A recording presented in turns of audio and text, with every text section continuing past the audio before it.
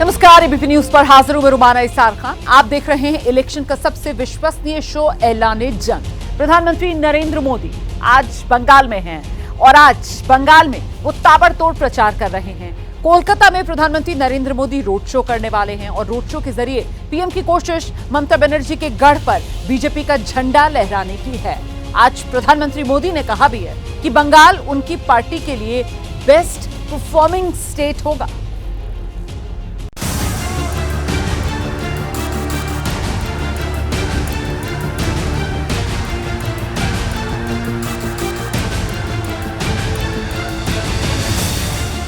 धुआंधार रैलियों के बाद अब आज बारी रोड शो की है।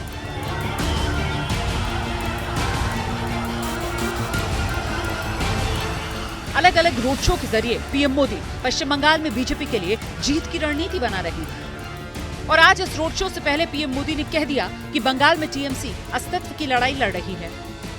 बंगाल के चुनाव में टीएमसी पार्टी अस्तित्व की लड़ाई लड़ रही है। आपने देखा होगा पिछले असेंबली के चुनाव में हम 3 थे, 3 में से बंगाल की जनता ने हमें 80 पर पहुंचा दिया। हमें लोकसभा के अंदर भारी बहुमत पिछले चुनाव में मिला था। इस बार पूरे हिंदुस्तान में द बेस्ट परफॉर्मिंग स्टेट कोई होगा तो पश्चिम बंगाल होने वाला है। भारतीय जनता पार्टी को सर्वाधिक सफलता पश्चिम बंगाल में मिल रही है और पश्चिम बंगाल का चुनाव एक तरफा है। जनता जनार्दन उसको लीड कर रही है और उसके कारण सरकार में बैठे हुए लोग, टीएमसी के लोग बौखलाए हुए हैं। लगातार हत्याएं हो रहे हैं, हमले हो रहे हैं। भाजपा कार्यकर्ताओं को चुनाव के पहले जेलों में बंद कर दिया जा रहा है। ये सारे जुल्मों के बावजूद भी मतदान भी जनता ज़्यादा कर रही है और वोट भी ज़्यादा हो रहा है। पीएम मोदी दावा कर रहे हैं इस बार बंगाल बीजेपी के लिए सबसे फायदे वाला राज्य साबित होगा।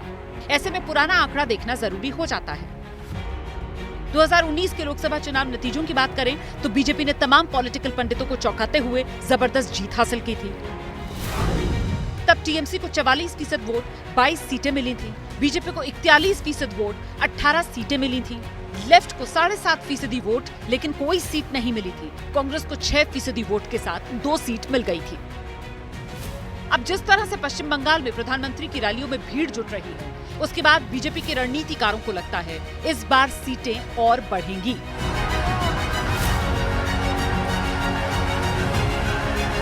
वैसे भी बीजेपी ने क्राइम, करप्शन और महिला सुरक्षा के मुद्दे पर बंगाल का चुनाव लड़ा, जो ममता के लिए परेशानी का कारण बन रहा है।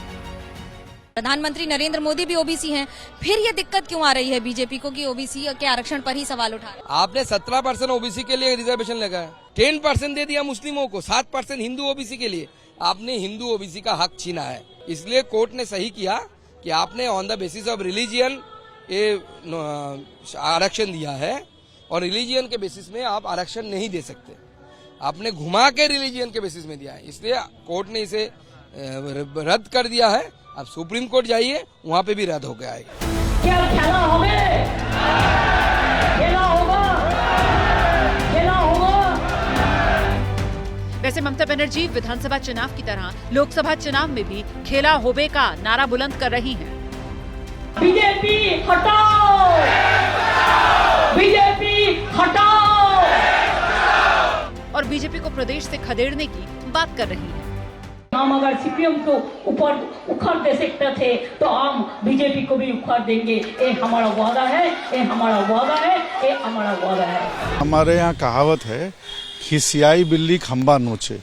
2021 से जब मोदी जी कलकत्ता आते, 2021 में उनका दांत खट्टा करके हम लोग जो लौटाए थे, तब से उनकी जबान और दांत दोनों खट्टे हैं। इसलिए बंगाल में आके हमेशा उल्टा पुल्टा निकलता है। बंगाल और बंगालियों के लिए उनके मन में सिर्फ कड़वाहट और जहर है। मुझे लगता है बीजेपी का बंगाल में अस्तित्व खतरे में है, बट उनके मुंह से कुछ गलत निकल गया।